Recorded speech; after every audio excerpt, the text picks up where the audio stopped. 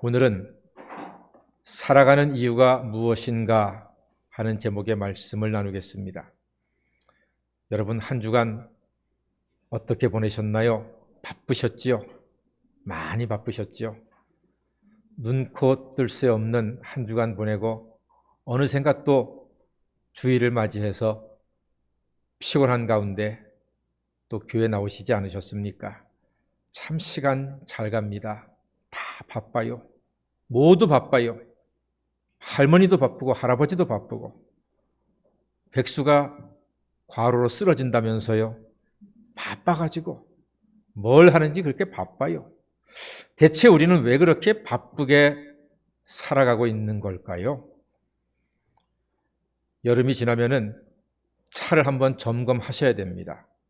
그래야지만 가을과 겨울을 안전하게 날 수가 있습니다. 이처럼 가을의 문턱에서 한 번쯤은 우리의 살아가는 이유를 점검하고 풍성한 가을의 잔치에 함께 동참하면 좋겠습니다.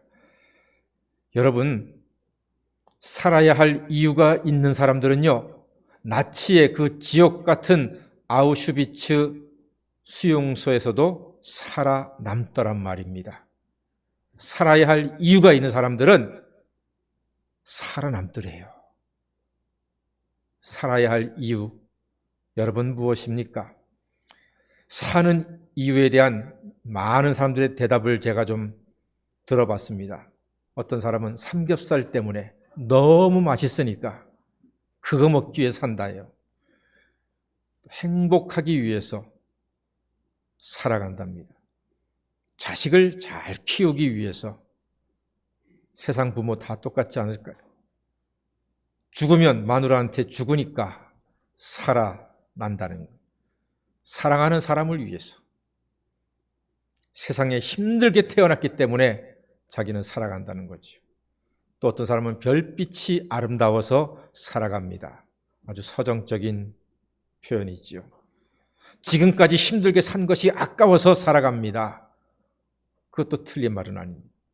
가족이 있어서 살아갑니다. 가족은 살아가는 힘이 되고 살아가는 이유가 분명히 됩니다. 이렇게 살아가는 이유가 많이 있습니다. 우리가 예배드리는 것도 우리가 살아가는 이유 중에 중요한 하나가 될 것입니다. 여러분, 사는 이유가 있으면 무엇이 다른지 아십니까? 아침이 다릅니다.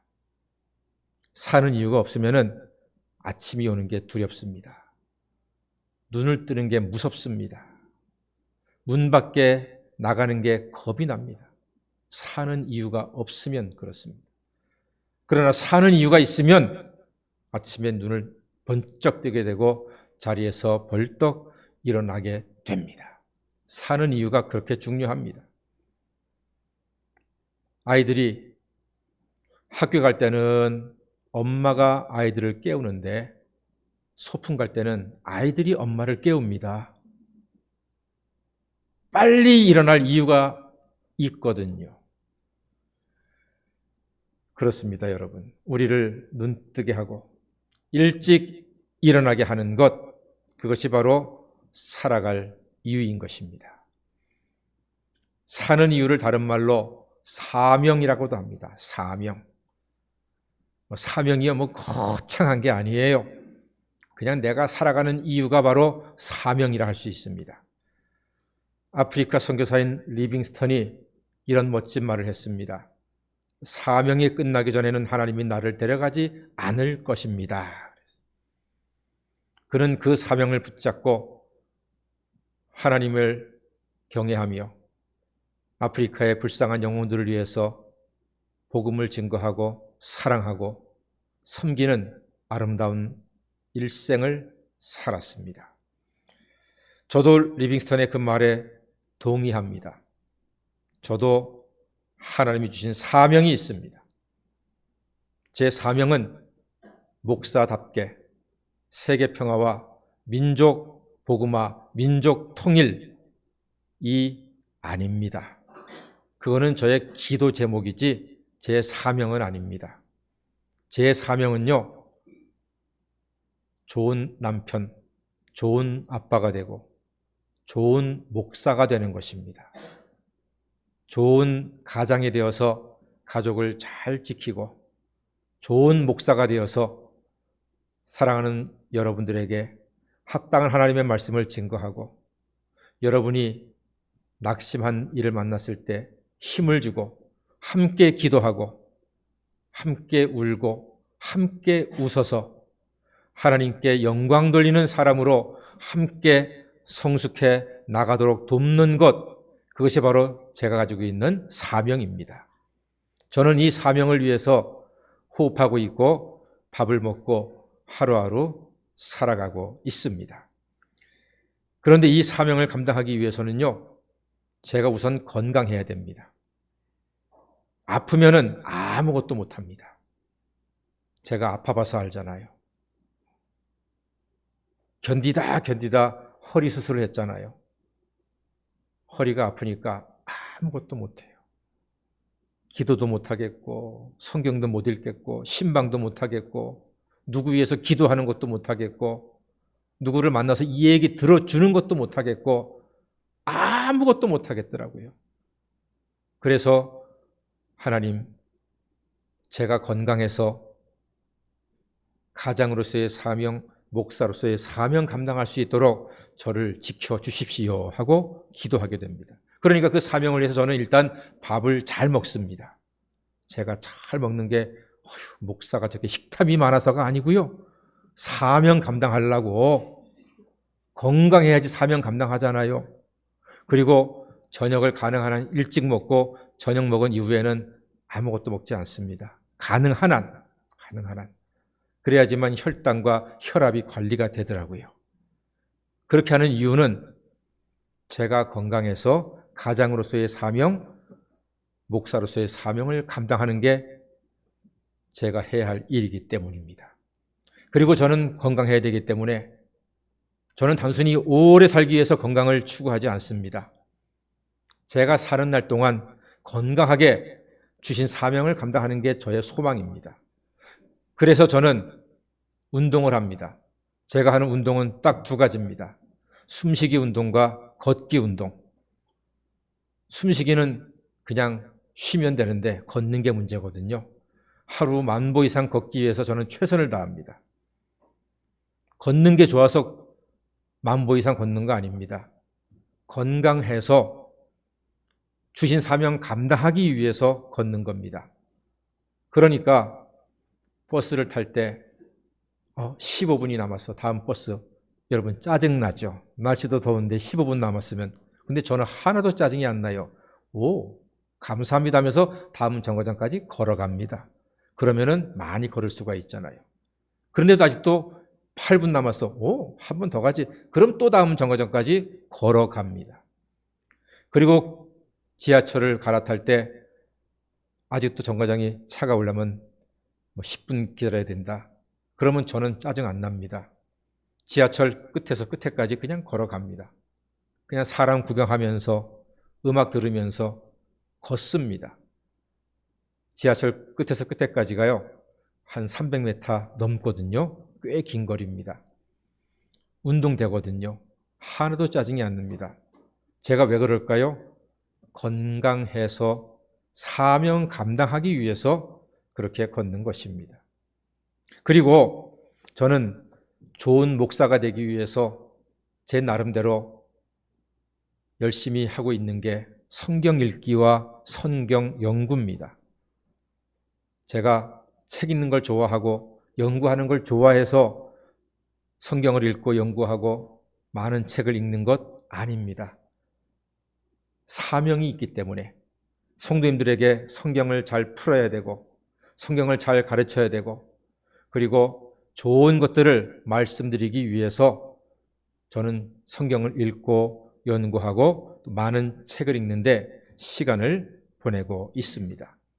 그리고 교회와 교인들을 사랑하기 위해서 제가 할 수 있는 최선을 다합니다. 그래서 하나님께서는 저에게 한 가지 중요한 목회 철학을 주셨습니다. 교인들을 섬길 때 부모님의 마음으로 섬겨라 하는 것이었습니다. 부모님의 마음으로.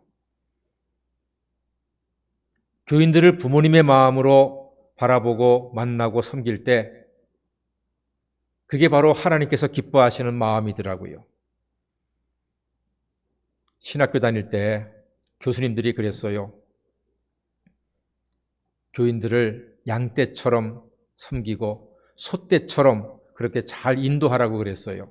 양떼, 소떼처럼 그런 목자의 마음으로 교인들을 인도하래요. 근데 제가 목회를 해보니까 교인들 다루는 게 이게 보통 일이 아니야. 말 생각보다 잘 안 들어. 고집은 보통 세. 다 자기가 주인이거든요.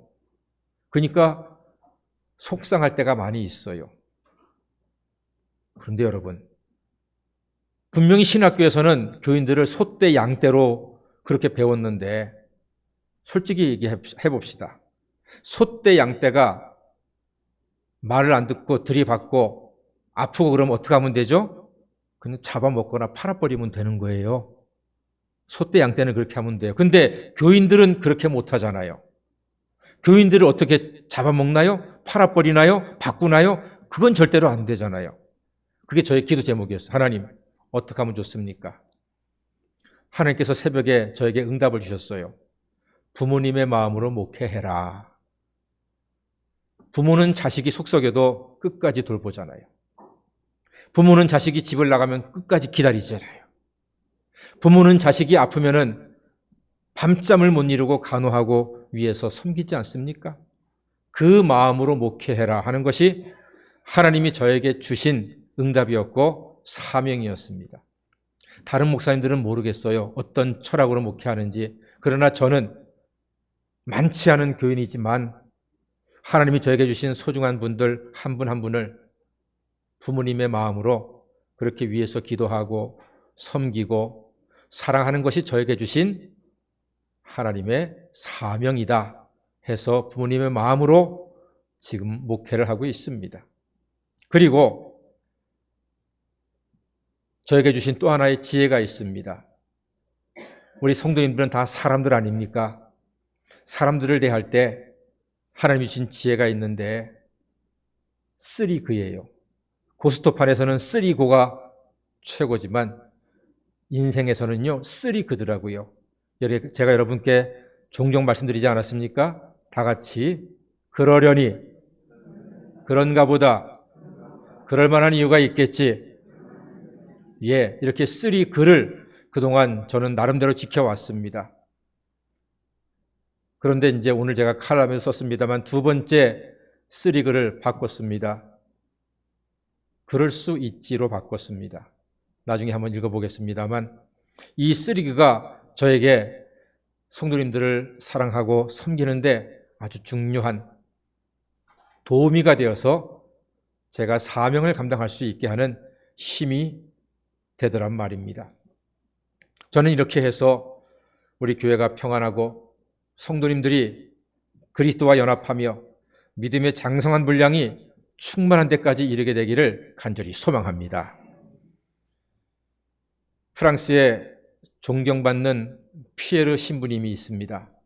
이분이 쓴 단순한 기쁨이라고 하는 책에 조르주라고 하는 한 사나이의 이야기가 나와요. 그 사나이의 이야기가 정말 저는 감동이었습니다. 이 조르주는 아주 패약한 아버지 밑에서 컸습니다. 못돼도 보통 못된 아빠가 아니에요. 얼마나 못됐냐 하면 그의 어머니가 조르주한테 얘야 제발 네 아버지 좀 죽여라. 엄마가 아들한테 아버지를 제발 좀 죽여달라고 할 정도로 아주 극악한 아버지였어요. 그러나 차마 조르주는 아버지를 죽이지는 못했습니다. 그 와중에 한 여자를 만나 결혼했는데 사기 결혼을 했어요. 사기 결혼. 있는 재산 다 털리고 사기 결혼. 그런데 그 사기 결혼 가운데서도 그게 행운인지 불행인지는 모르겠습니다만 딸을 하나 얻었습니다. 조르주가 딸이 하나 생겼습니다. 그러나 인생이 너무나 절망스러웠고요. 믿을 사람이 없고 그 모든 원인이 아버지라고 여겨져서 정말로 아버지를 총으로 죽였습니다. 감옥에 가게 되었습니다. 종신형을 살고 있는데 감옥에 불이 났어요. 다들 도망가기 바쁜데 조르주가 위험에 처한 감방 동료를 구출해냅니다. 사실 감옥에 있는 사람이면은 다른 사람 구출한다는 게 그게 말처럼 쉬운 게 아니잖아요. 근데 그게 감형 사유가 돼서 감형을 받고 감옥을 출소하게 됩니다. 그런데 자기가 구해주었던 그 동료가 출소해서 보니까 먼저 나가서 자기 와이프하고 살림을 하고 있는 거예요. 이야, 기가 막히죠. 너무 절망스러웠습니다. 하나밖에 없는 딸, 자기 인생에서 딱 하나밖에 없는 마지막 소망에 여겼던 딸이 아버지를 저주합니다. 아버지를 싫어합니다. 아버지를 보려고 하지 않습니다. 얼마나 낙담되었겠습니까? 살아갈 이유가 없는 거예요. 결핵에다가 말라리아까지 걸렸고, 그리고 알코올 중독으로 그는 살아갈 이유가 전혀 없었던 거예요. 그래가지고 자살하려고 하다가 실패하고 이 피에르 신부님을 만났습니다. 피에르 신부님이 이렇게 얘기했습니다. 내가 당신한테 줄 돈은 없습니다. 그런데 지금 내가 가난한 사람들을 위해서 집 짓기를 하고 있는데 사람이 필요합니다. 이 집 짓기가 끝날 때까지만 날 좀 도와주시겠습니까? 이 조르주는 어차피 죽으려고 작정했기 때문에 그래요. 어차피 죽을 것 집 하나 지어주고 착한 일 하고 죽겠습니다 하고 집을 한 채 지었습니다. 두 채를 지었습니다. 세 채를 지었습니다. 1년을 지었습니다. 2년을 지었습니다. 10년을 짓고 20년을 지었습니다. 무슨 말입니까? 조르주가 나중에 이렇게 얘기하는 거예요. 만약에 신부님이 나에게 돈을 주었다면 저는 자살했을 겁니다. 나에게 필요한 것은 살아갈 방편, 돈이나 빵이 아니라 살아갈 이유였습니다. 살아갈 이유. 다른 사람을 위한 집 짓기를 통해서 조르주는 살아갈 이유를 찾았고 그는 행복한 삶을 살 수가 있게 되었습니다. 사랑을 베풀면서 오히려 자기가 치유되고 자기가 행복을 얻게 된 것입니다. 오늘 사도 바울도 자기 유익을 구하지 말고 많은 사람의 유익을 구하며 그들로 구원받게 하라. 이렇게 우리에게 말씀하고 있습니다. 그렇습니다, 여러분. 우리는 내가 아닌 누군가를 위해서 살아갈 때에 살아갈 이유를 얻으며 살아갈 힘도 얻을 수 있습니다. 어머니, 아버지들이 자식들 키울 때 그래도 힘들지만 이겨내지 않습니까? 자식이 커가는 걸 보고 얼마나 마음이 기쁩니까? 자식이 중학생이 되고 고등학생이 되고 대학생이 되고 직장인이 되고 결혼을 하고 그리고 아이를 낳고 이 모든 과정을 지켜보는 부모의 마음은 그 세상 어떤 것과 비교할 수 없는 행복입니다. 그 바로 자식을 보는 기쁨과 행복이 세상 모든 부모님들이 살아가는 이유가 되는 것입니다. 부모님 자신을 위해 사는 게 아니에요. 자식을 위해서 살아가는 그 모습이 오히려 부모가 살아가는 힘을 얻게 된다는 말입니다. 누가복음 19장에 나오는 삭개오가 있습니다. 삭개오. 삭개오는 부자예요. 세리장, 세무서장이란 얘기예요. 돈 엄청나게 긁어 모아요. 갈고리로 큰 부자입니다. 그런데 기쁨이 없어. 여러분, 돈이 많으면 기쁩니까? 예, 돈 좀 있어 본 사람처럼 그렇게 고개를 저으시는데, 예, 정말 큰 부자가 되어서 기쁨이 있는지 없는지 알아봤으면 좋겠습니다만 부자들이 그러더라고요. 돈이 많다고 기쁜 것은 아니더라.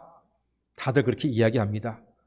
삭개오도 그랬어요. 큰 부자인데 기쁨이 없어. 자기가 왜 돈을 벌어야 되지? 돈 버는 이유를 모르겠는 거예요. 근데 돈은 많아. 직업 덕분에. 그러는 가운데 예수님 만난 거예요. 예수님이 찾아오셨어요. 예수님이 사랑으로 다가오셨어요. 예수님 덕분에 마음이 열렸어요. 내가 돈 버는 이유가 그동안 나를 위해서 벌었다고 생각했는데 돈 버는 이유도 몰랐는데 예수님 만나고 나니까 이 돈을 누군가를 위해서 쓸 수 있다면 이게 큰 기쁨이겠구나 하고 깨닫고선 예수님한테 고백하지 않습니까? 예수님, 제가 뺏은 게 있으면 4배로 갚아주겠습니다. 제 재산의 절반을 뚝 떼어서 가난한 자들에게 나누어 주겠습니다. 살아갈 이유를 알고 나니까 재산을 오픈하는 거예요. 열어서 나누어 주는 겁니다. 그때 예수님께서 선포하셨습니다. 이 집에 구원이 임하였도다. 구원의 기쁨으로 충만한 인생으로 완벽하게 180도 변화된 사람이 되었던 것입니다. 그렇습니다. 예수님께서는 우리에게 하나님을 사랑하고 내 이웃을 내 몸처럼 사랑하라고 말씀하셨습니다. 예수님도 우리를 사랑하셔서 십자가에서 당신의 모든 고난과 괴로움을 다 이기셨습니다. 우리를 구원하시고자 하는 그 사명을 위해서 십자가의 고난도 참으사 하나님께 영광을 돌리셨던 것입니다. 여러분, 우리가 다 나라를 구하는 영웅이 안 되어도 괜찮습니다. 나라 위에 기도만 해도 됩니다. 우리가 다 박사가 안 되어도 됩니다. 하나님을 사랑하고 이웃을 사랑하라는 이 영적인 단순한 지식만 있어도 충분합니다. 우리가 다 큰 부자가 안 되어도 괜찮습니다. 하루 세 끼 가족과 함께 배불리 먹을 수 있으면 그것으로 충분합니다. 우리가 살아갈 이유는 하나님을 사랑하고 가족과 이웃을 사랑하며 그리고 곁에 있는 불신자를 하나님께로 인도하는 것, 이것만으로도 충분한 살아갈 이유가 되고 하나님께 영광이 되는 것입니다. 여러분 다 태양처럼 되지 않으셔도 됩니다. 우리는 길모퉁이에 서 있는 작은 가로등처럼 가로등 주변만 밝혀서 내 주변에 있는 몇몇 사람들이라도 밝은 길로 생명의 길로 인도할 수 있다면 그것으로서 충분히 아름답고 복되고 하나님이 영광 받으실 만한 귀한 삶이 되는 것입니다. 아름다운 가을에 사랑하고 섬기는 사명으로 우리 인생 중에서 예수님과 함께 멋진 가을날을 만들어 가시는 하나님의 자녀가 되시기를 주의 이름으로 간절히 축원합니다. 아멘. 기도하겠습니다. 사랑의 주님, 주님이 주신 하나님을 사랑하고 이웃을 사랑하라는 사명을 잘 감당해서 하나님께는 영광을 돌리고 기쁨을 드리는 하나님의 자녀가 되게 하여 주시옵소서. 예수님의 이름으로 기도드립니다. 아멘.